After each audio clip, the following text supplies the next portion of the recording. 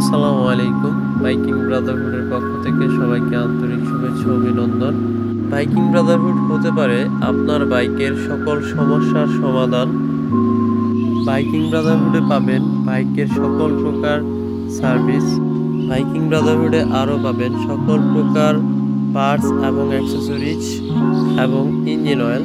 Biking ব্রাদারহুডের সার্ভিসের মান অনেক উন্নত এবং তুলনামূলকভাবে সার্ভিস চার্জ অনেক কম।